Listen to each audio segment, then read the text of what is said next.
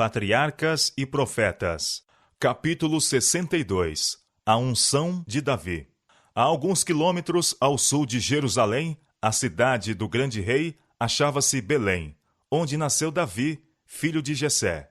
Mais de 1000 anos antes que o menino Jesus tivesse por berço uma manjedoura e fosse adorado pelos magos do Oriente. Séculos antes do advento do Salvador, Davi, no frescor da meninice, vigiava seus rebanhos enquanto passeam nas colinas circunjacentes de Belém. O singelo pastorzinho cantava as canções de sua própria composição, e a música de sua harpa lhe fazia um suave acompanhamento à melodia da límpida voz juvenil. O Senhor escolhera Davi e o estava preparando em sua vida solitária com seus rebanhos para a obra que era seu desígnio confiar-lhe nos anos posteriores. Enquanto Davi estava assim a viver, no retiro de sua vida humilde de pastor, o Senhor Deus estava a falar a respeito dele ao profeta Samuel. Então disse o Senhor a Samuel: Até quando terás dó de Saul, havendo eu o rejeitado, para que não reine sobre Israel? Enche o teu vaso de azeite, e vem, enviar-te-ei a Jessé, o belemita, porque dentre os seus filhos me tenho provido de um rei. Toma uma bezerra das vacas em tuas mãos, e dize: Vim para sacrificar ao Senhor. E convidarás a Jessé ao sacrifício, e eu te farei saber o que hás de fazer, e ungir-me-ás a quem eu te disser. Fez, pois, Samuel o que dissera o Senhor, e veio a Belém. E então os anciãos da cidade saíram ao encontro, tremendo, e disseram: De paz é a tua vinda? E ele disse: É de paz. 1 Samuel, capítulo 16. Os anciãos aceitaram o convite ao sacrifício, e Samuel chamou também Jessé e seus filhos. O altar foi construído, e o sacrifício estava pronto. Toda a casa de Jessé estava presente, com exceção de Davi, o filho mais moço, que ficara a guardar as ovelhas, pois não era seguro deixar os rebanhos sem proteção.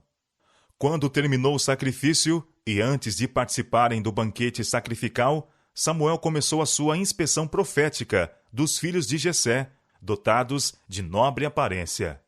Eliabe era o mais velho, e mais se parecia com Saul pela estatura e beleza do que os outros. Suas belas feições e suas formas primorosamente desenvolvidas atraíram a atenção do profeta.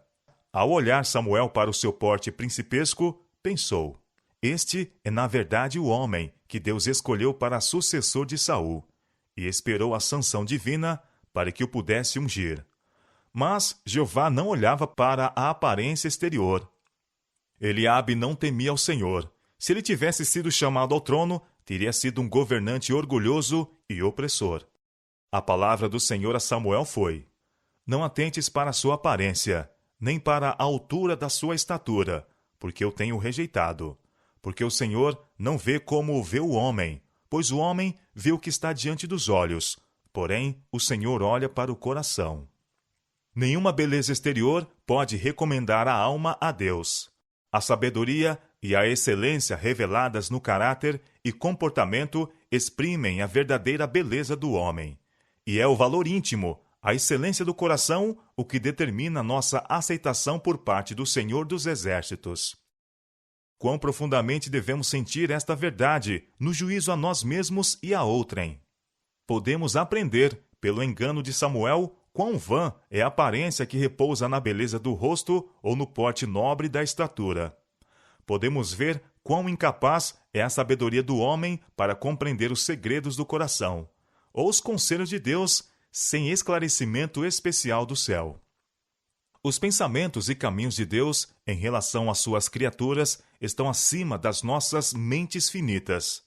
Não podemos estar certos de que seus filhos serão levados a preencher precisamente o lugar para que estão habilitados e estarão aptos para cumprir o próprio trabalho confiado às suas mãos, se tão somente sujeitarem sua vontade a Deus, a fim de que seus planos beneficentes não sejam frustrados pela perversidade do homem.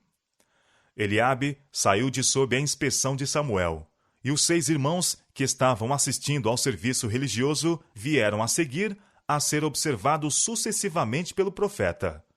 mas o Senhor não indicou a sua escolha em favor de qualquer deles.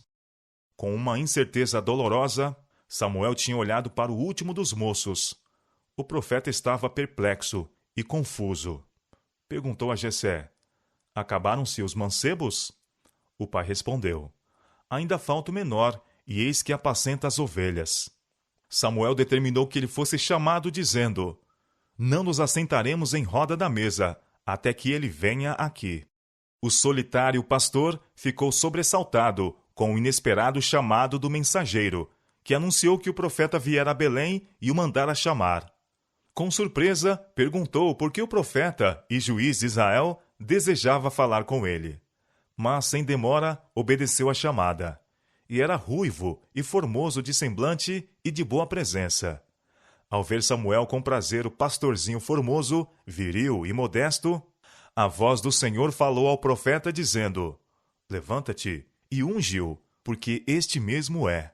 Davi havia se mostrado bravo e fiel no humilde ofício de pastor, e agora Deus o escolhera para ser o capitão de seu povo. Então Samuel tomou o vaso do azeite e ungiu-o no meio de seus irmãos.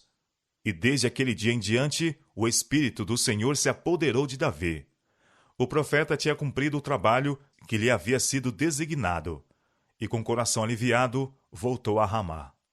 Samuel não tinha dado a conhecer a sua missão, mesmo a família de Jessé, e a cerimônia da unção de Davi fora efetuada secretamente. Foi aquilo uma indicação ao jovem acerca do alto destino que o aguardava, a fim de que, por entre todas as experiências variadas e perigos de seus anos vindouros, tal conhecimento pudesse inspirá-lo a ser fiel ao propósito de Deus que deveria ser cumprido por sua vida. A grande honra conferida a Davi não teve como resultado ensoberbecê-lo. Apesar do elevado cargo que deveria ocupar, continuou silenciosamente com sua ocupação, contente com esperar o desenvolvimento dos planos do Senhor, no tempo e maneira que lhe aprovessem. Tão humilde e modesto como antes de sua unção, o pastorzinho voltou às colinas e vigiava e guardava seus rebanhos com tanta ternura como sempre. Com nova inspiração, porém, compunha suas melodias e tocava em sua harpa. Diante dele se estendia uma paisagem de rica e variada beleza. As videiras, com seus cachos, resplandeciam à luz solar. As árvores da floresta, com sua verde folhagem, inclinavam-se com a brisa. Via o sol inundando os céus de luz, saindo como noivo de sua câmara e regozijando-se como um herói a percorrer o seu caminho. Havia os altivos cumes dos montes, dirigindo-se para os céus. A grande distância erguiam-se os áridos penhascos da muralha montanhosa de Moabe. Por cima de tudo, estendia-se o suave azul da abóbada dos céus. E além estava Deus. Ele não podia ver, mas suas obras estavam cheias de seu louvor. A luz do dia, dourando a floresta e a montanha, prados e ribeiros, elevava a mente a ver o Pai das luzes, o autor de toda a boa e perfeita dádiva. Revelações diárias do caráter e majestade de seu Criador enchiam o coração do jovem poeta, de adoração e regozijo. Na contemplação de Deus e suas obras, as faculdades do espírito e coração de Davi estavam a desenvolver-se e a fortalecer para a obra de sua vida posterior. Ele diariamente vinha ter uma comunhão mais íntima com Deus. Sua mente estava constantemente a penetrar novas profundidades, à busca de novos assuntos para inspirar seus cânticos e despertar a música de sua harpa. A pungente melodia de sua voz, derramada no ar, ecoava nas colinas como que em resposta ao regozijo do cântico dos anjos no céu. Quem pode medir os resultados daqueles anos de labuta e vaguear entre as solitárias colinas? A comunhão com a natureza e com Deus, o cuidado de seus rebanhos, os perigos e os livramentos, os pesares e as alegrias, coisas que eram próprias à sua humilde condição, não somente deviam modelar o caráter de Davi e influenciar na sua vida futura, mas também deveriam, mediante os salmos do suave cantor de Israel e em todas as eras vindouras, acender o amor e a fé nos corações do povo de Deus. levando-os mais perto do coração, sempre amante daquele em quem vivem todas as suas criaturas. Davi, na beleza e vigor de sua jovem varonilidade, estava se preparando para assumir uma elevada posição entre os mais nobres da terra. Seus talentos, como dons preciosos de Deus, eram empregados para exaltar a glória do doador divino. Suas oportunidades para a contemplação e meditação serviam para enriquecê-lo daquela sabedoria e piedade que o tornavam amado de Deus e dos anjos. Contemplando ele as perfeições de seu Criador, mais claras concepções de Deus desvendavam-se perante sua alma.